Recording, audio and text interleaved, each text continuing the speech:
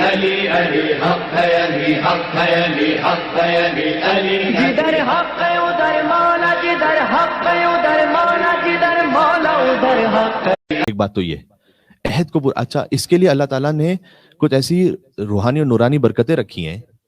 اب حجاج ابن یوسف جیسا سخت ترین شقی انسان، خبیث ترین انسان، جب یہ خود واصل جہنم ہوا تو 80,000 افراد اس کے زندان سے باہر آئے، جس میں سے 30,000 لیڈیز ہیں، ان میں سے کئی ہزار وہ ہیں کہ جن کے جسموں پر نعوذ باللہ لباس نہیں ہے۔ اگر جس نے اتنے قتل کیے ہیں اتنے اگر کیلکولیشنز دیکھی جائیں ہسٹری کے اعتبار سے تو 120,000 ہے۔ اس زمانے کی آبادی کا آپ سوچیں، وہ کہ جسے چین نہیں آتا تھا کہ جب تک کوئی مولا علی کا شیعہ اس کے سامنے تڑپتا ہوا نہ مرے۔ اور کتنے واقعات میں ایسا لکھا ہے کہ اس نے یہ کہا کہ میرا کھانے کا دل نہیں کر رہا، بس کسی کو قتل کرو میرے سامنے، کوئی علی کا محب ہو تو میرا کھانے کا دل کر تو میں کھانا کھاؤں۔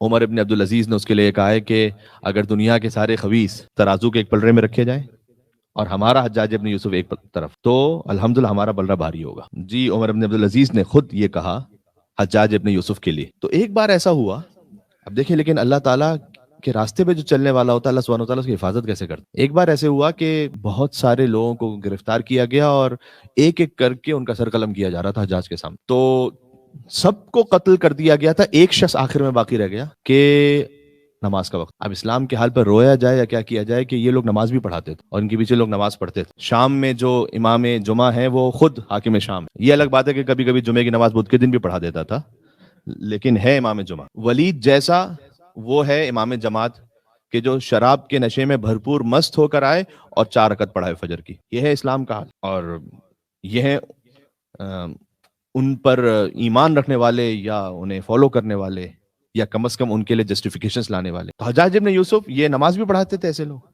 تو اس نے کہا کہ اب آخری شخص ایک باقی رہ گیا تھا، اس نے کہا بھائی آفس آورز پورے ہو گئے اب یہ کل مارا جائے گا۔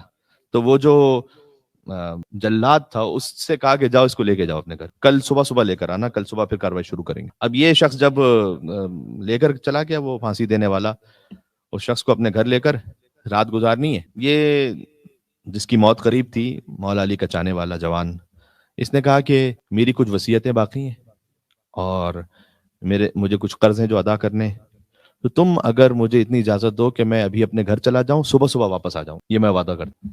اس نے کہا کیا بات کرتے ہو تمہاری عقل ٹھیک ہے؟ جاؤ گے تو کون واپس آئے گا؟